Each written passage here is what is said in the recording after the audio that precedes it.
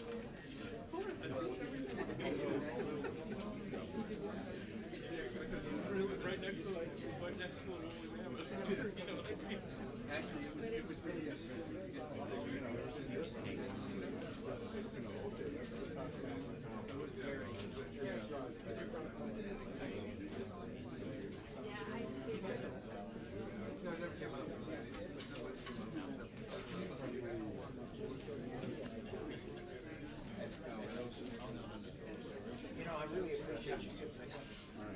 I hated it when. No, because you see, I'm here. I'm still here. I got things to do. Let's go. and if I sit up straight, I can just. But most of these things, I'm like.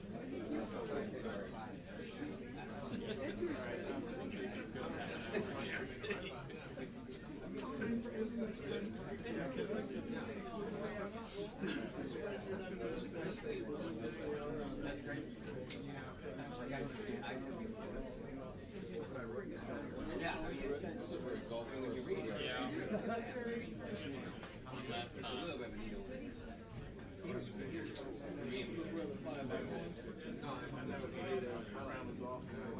Well, you look like you're ready for you look like you're ready for Well, yeah, maybe 1/4.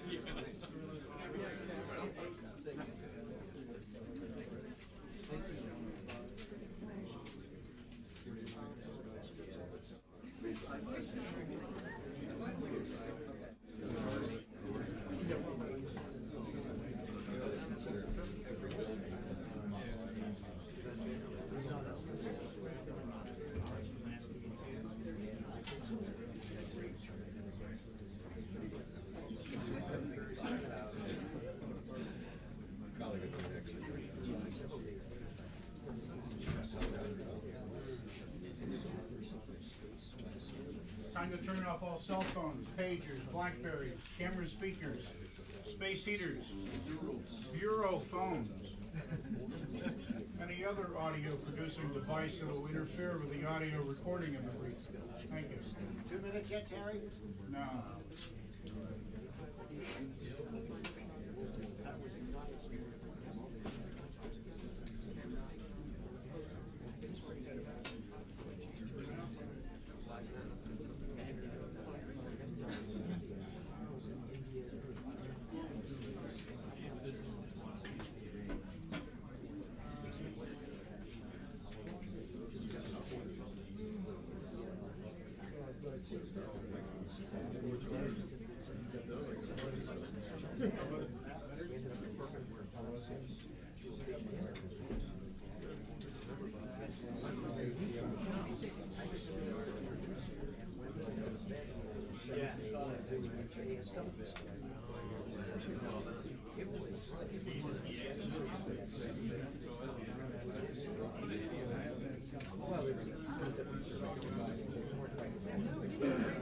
You got 2 shoes of Is that because you broke that other camera they gave you, that little one? Are you the one that took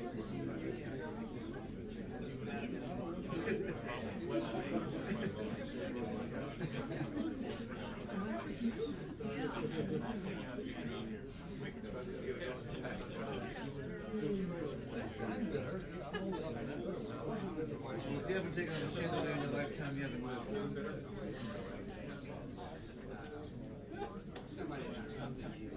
Chandelier, statue, old ladies? no, well, you saved them for last. If you haven't taken on one of those things, you just haven't done the job.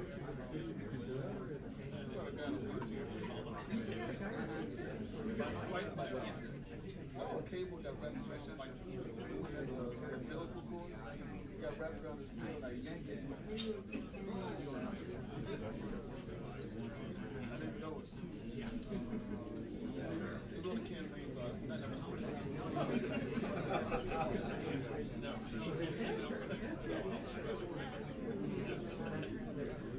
Ask your question, I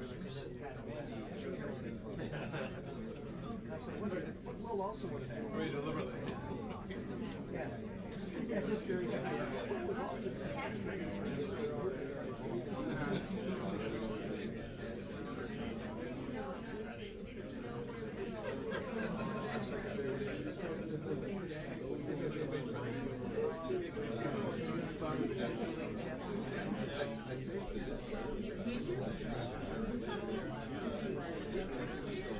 I did too.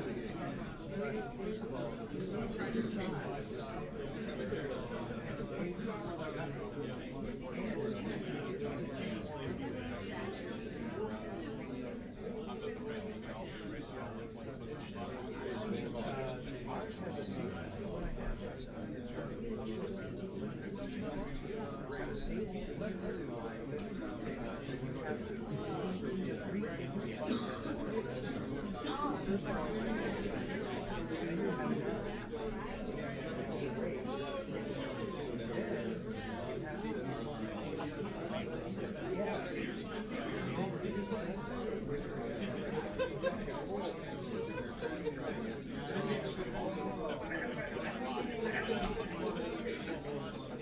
I was afraid of it too, because I don't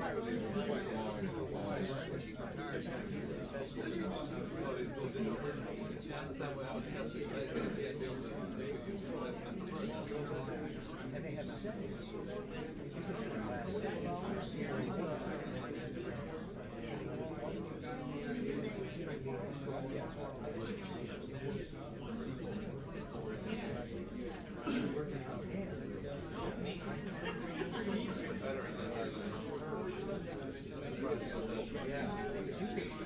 I could stay here.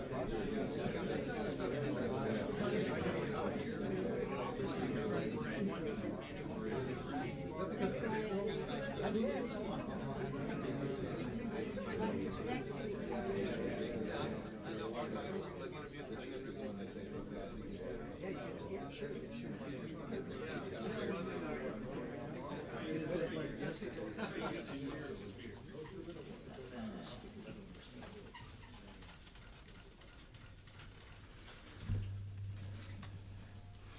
Good afternoon. Today, the men and women serving in this Department of Defense mourn the death of former Secretary of Defense Caspar Weinberger. Cap Weinberger was a friend.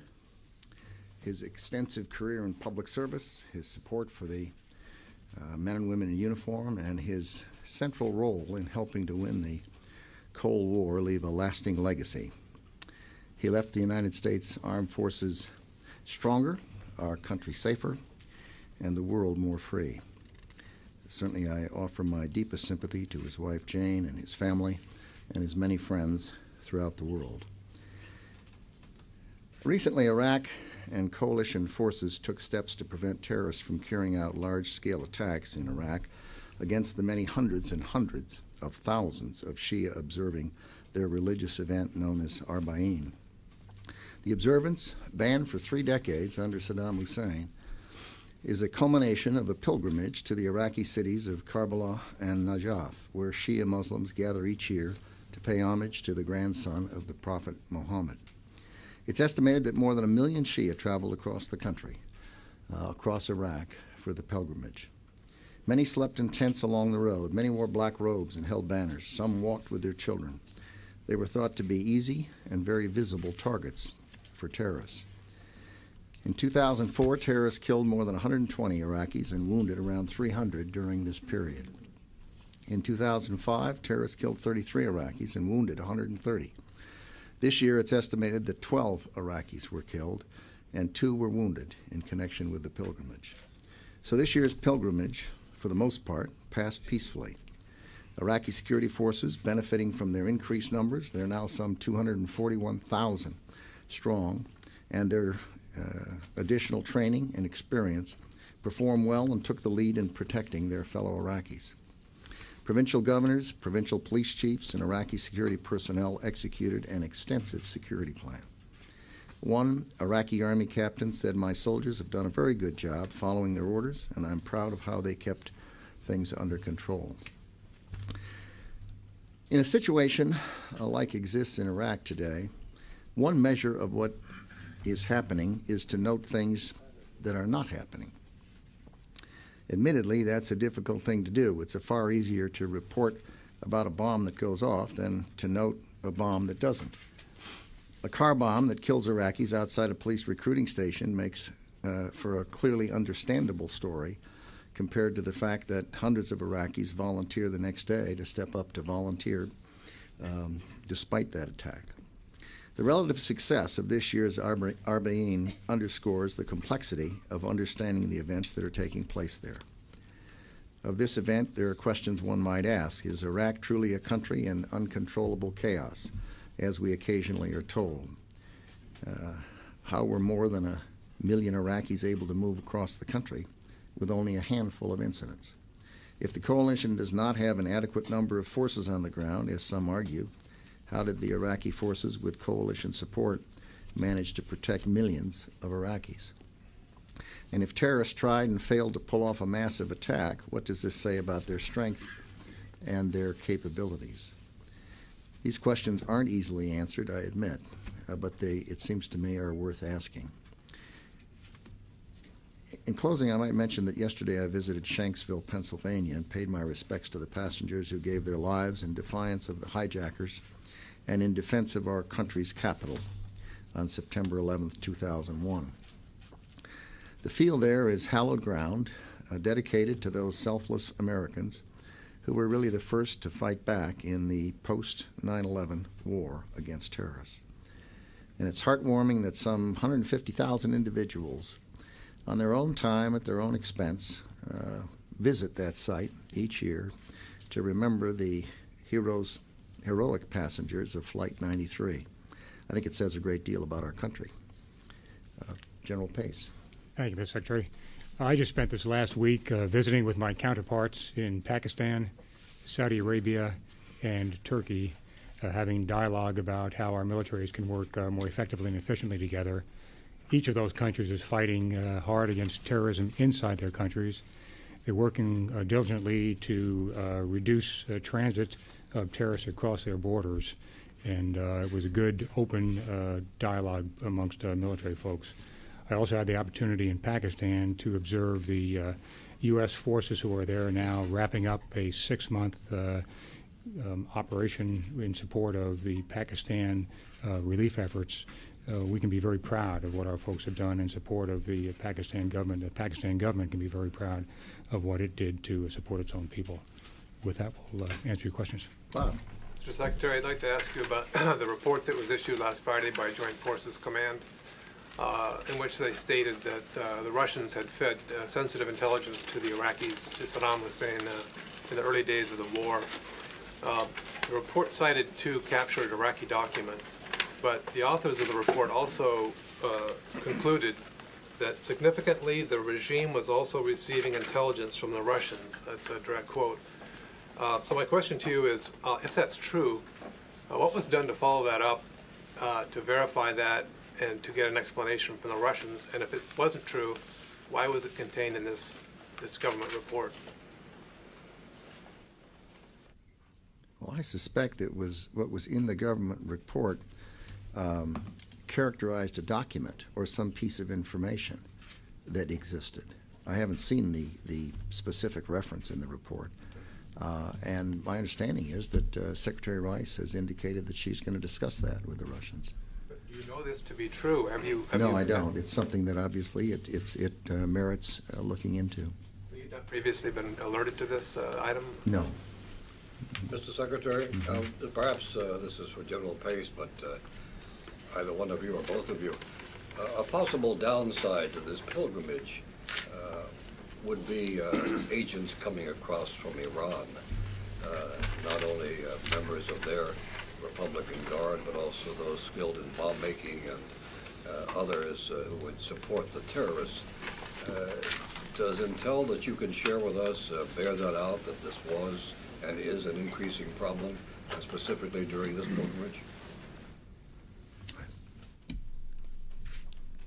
The intel would not verify one way or t'other as far as whether or not it's an increase or decrease or how many. What I can tell you publicly is that the Iraqi government is certainly sensitive to the understanding that it's potentially inside those couple of million pilgrims, there may be some few who are transporting or using that pilgrimage for other than going to pray.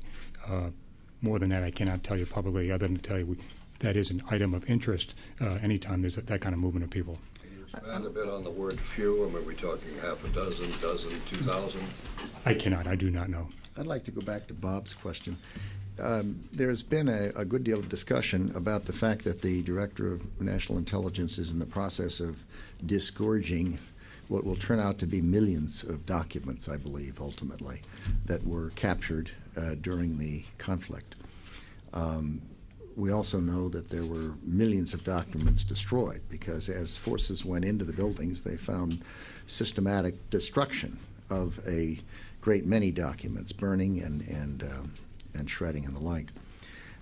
Given the fact that it's going to, these things are mostly in Arabic, and they're going to be put out by the government of the United States without, in many cases, having been read or translated or analyzed or checked, simply because the decision has been made that with a quick review, a great amount of it it's appropriate to put out a large amount of it. That being the case, there's going to be all kinds of things raised and questions raised.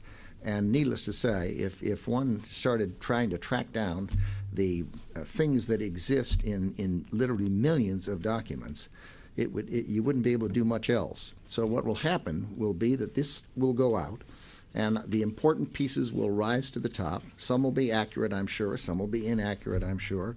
Some will be rumors. Some will be speculation. And people will have an opportunity to let the truth win out over time, and we'll find out what actually took place. Last week you were briefed twice on this report. Did anyone ever mention the Russian information to you when you were briefed on it? Not that I recall. And the two authors of the report told us This is months ago that I was briefed on this. The two authors of the Many report months. told us they were surprised by this information. Did it surprise either of you? We still don't know whether or not the translation itself is 100% accurate. We don't know if there's if this is real information or disinformation. There's all kinds of pieces of this that need to be looked They into. seem to believe it. The authors. Mr. Secretary, did you? You're up. I'm just following up on the same subject. If, Mr. Secretary, if you don't personally know this information about the allegations about the Russians to be true, was it appropriate to put it in a public report like this? And does the United States owe Russia an explanation for doing so? I'm sure if anyone is owed anything, they will get it. But the idea that we're supposed to know what's going to be in every single document or report that comes out of this department is obviously, it doesn't quite appreciate the hundreds and hundreds and hundreds of reports that are put out. This is a subject that you've talked about many times publicly, the importance of protecting the integrity of classified information. And here, in a wartime setting, another country is providing sensitive information to the enemy. It seems like just the kind of thing that you'd be much concerned about. It certainly would be something that one would look into. Should you have been told about it? Oh, I'm not going to criticize somebody for not calling it to my attention previously. We'll sort through it. Sir, to follow up, CENTCOM said that they have no plans to investigate whether or not there was somebody, as these documents suggest, at CENTCOM leaking sensitive information that could jeopardize U.S. troops to the Russians. Isn't that a subject that... Who at CENTCOM said that? The spokesperson for CENTCOM. Yeah, I don't know. I didn't see that. But shouldn't this, that's the other part of the equation here. I mean, shouldn't we be investigating There whether or are not there people was in the department who have the responsibility for looking into things like that. It's not being looked into, though. Do you think it should be? If it should be, it will. But do you think it should be? This is a serious question. I'd have to go back and read it carefully and see what credence one ought to give to it, and see what we may have discovered through other channels, and then make a decision. Yes. Mr. Secretary, on Sunday there was a coalition operation whereby, which included both Iraqi and U.S. Special Forces in an attack on a compound in Baghdad. It's about 3-to-1 Iraqi security forces, Right. Special Operations Forces. But in that operation, it was first reported that the initial target were armed militia, possibly members of the Mahdi army. Does this signal a new tactic in going in pursuing these armed militias more aggressively in Iraq? Want to go ahead? First of all, this was an operation that was conducted by Iraqi Special Operations Forces, and it was briefed, as you know, in Baghdad by their troops. We did bring some pictures to be able to show you here. If I can see if I have the first one. This is the area we're talking about. Point it in the pocket here.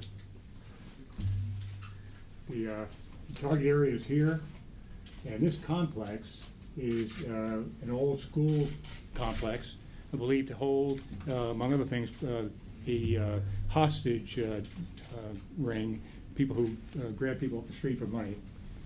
The Iraqi special operators came into this area, here, and here to cordon off. These areas in red over the course of the operation are buildings from which the Iraqi security forces cordon took fire, and then the Iraqi forces themselves went into the main target area, this one with the red dot, into the main target area. This is the building inside of which, once they got in there, they found a small minaret and a prayer room. Next picture, please.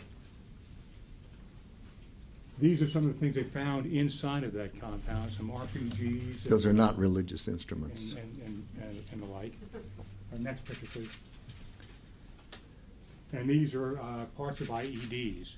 So inside of this compound that they went into looking for hostages, and oh, by the way, they did find a hostage bound inside the facility.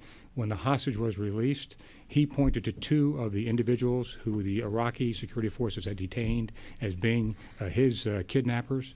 So this was a very good operation on the part of the Iraqi Special Operations Forces into a compound that turned out to have other than religious pilgrims in it. They also found at least 2 people who had traces of explosives on their fingers.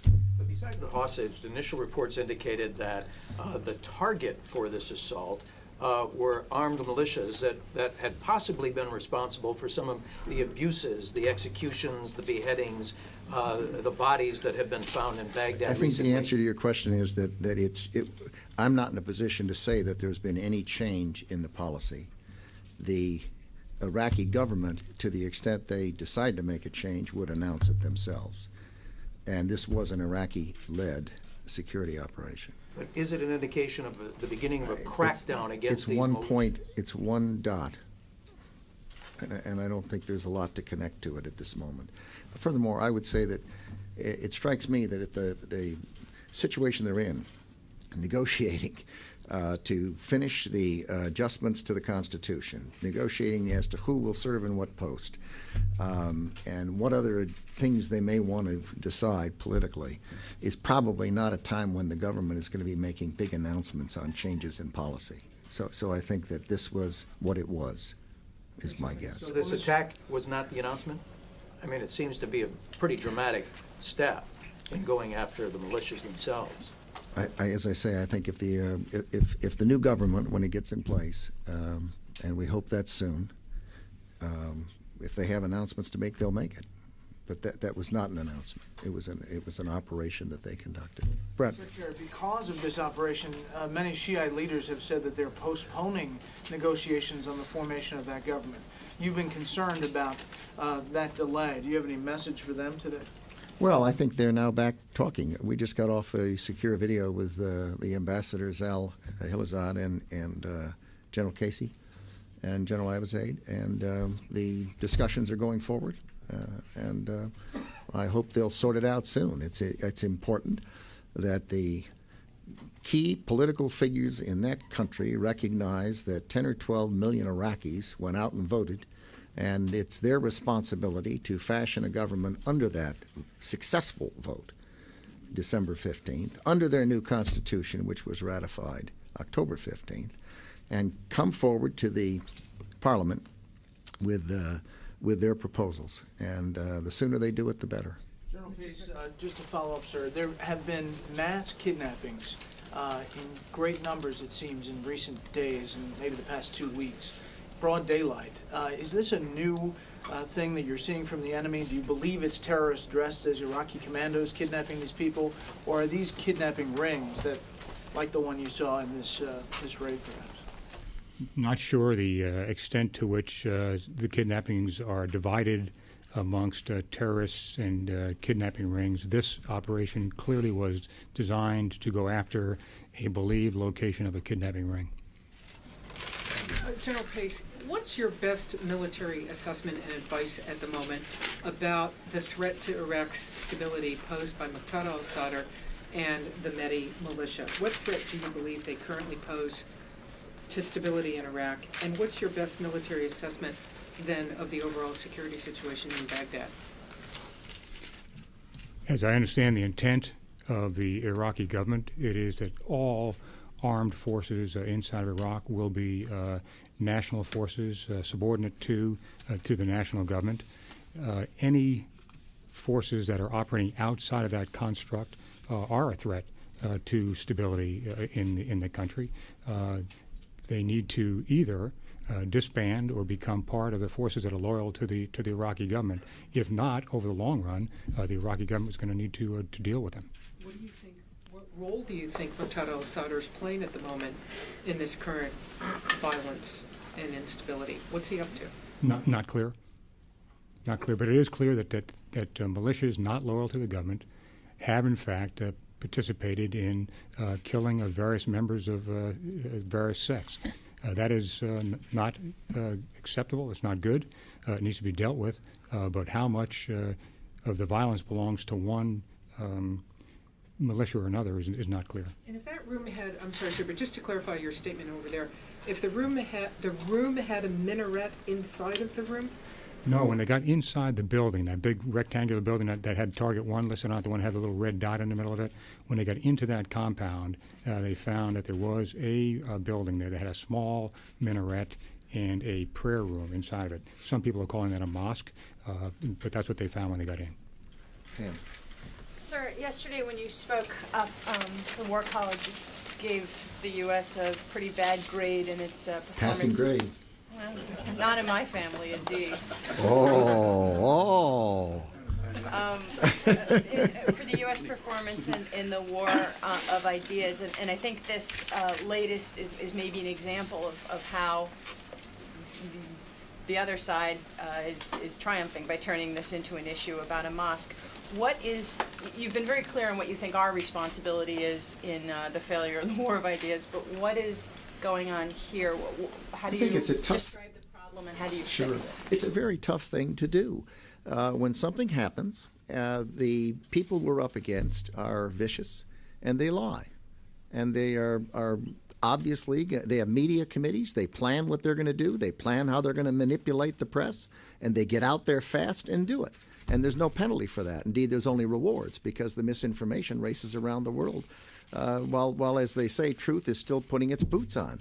Our task is to figure out what actually happened. And that means that they've got to go in there and talk to people, and it takes time, and it takes 24 hours, 48 hours, whatever it takes, and they end up, some cases it takes weeks to figure out what actually took place. And it's just very difficult. And here we are in the 21st century with all these means of communication and information racing around the globe, and it just makes it a very tough thing to do. And clearly, the United States government has not gotten to the point where we are as deft and clever and facile and quick as the enemy that is perfectly capable of lying, having it printed all over the world, and there's no penalty for having lied. Indeed, there was a reward because a great many people read the lie and believed it. And it takes weeks and weeks afterwards to figure out what actually took place. I mean, I didn't know until this morning the details that Pete briefed here, nor did he, for that matter. And why not? Why, if we're working with the Iraqi Special Forces, don't we have some knowledge of the operation that they're about to undertake? So if we make a mistake, if we jump out and make a mistake, there's a penalty for it. If they jump out and lie, there's no penalty for that. So our people, they go out on an operation. There were, I don't know, I'm going to guess 60, 80, 90 Americans, coalition forces, and 180, I think it was, Iraqi forces. And they go out on an operation, and they come back. And they then go about the business of giving a report as to what took place, that they saw these pieces. The next thing you know, out come the claims as to what took place. And that's all spread all over the world. And then you start asking, well, what really happened? Well, then you go to these people and try to find out what really happened. And it takes 24, it takes 48 hours. And I don't know any solution to that, except that, you know, if you live in a small town and one guy walks around the corner and lies to you one day, and he walks around the corner and lies to you the next day, and he walks around the corner and lies to you the third day, pretty soon you say to yourself, that's a liar. That's lying Joe. Don't believe what he says. Don't put it in the newspaper. Don't print it. Don't repeat it, because it's probably not true, because he's a liar. That the Iraqi people are so willing to believe this? Sure. Of course it's a problem. It's a complicated problem. And there's no one location for blame. And the D+, I think I gave it, passing grade, is for all of us, in my view. It is not just for the people out there, or the people here, or the people on that side of the podium, or the people on this side of the podium. I think it's, goodness knows, we haven't figured out how to solve it, and we're trying. Well, why don't you embed reporters with the mission? Yeah. Listen, the Iraqis can embed people anytime they want, and they do. Our people embed people anytime someone walks up. I've talked to people who've asked them if they've been embedded, and they say, oh, we can't be embedded because our colleagues look down on us if we've been embedded. They say we're being spoon-fed and that type of thing. So were embedded when the war started. Of course, and they still are. Anyone who wants to. Do you want to go get embedded? Raise your hand. Go do it. Don't sit here and talk about it. Get out there. Operation Swarmer, there were no reporters embedded there. It's not because they're being prevented. There are opportunities for people to be embedded, and there are people currently embedded. Just a second. Just a second. Brian, is that correct or incorrect? In terms of embedding? Yes. Yes, there are reporters embedded today, yes, sir, and there are more opportunities that exist. For Swarmer? I just don't know one operation, but I do know that embedding is available.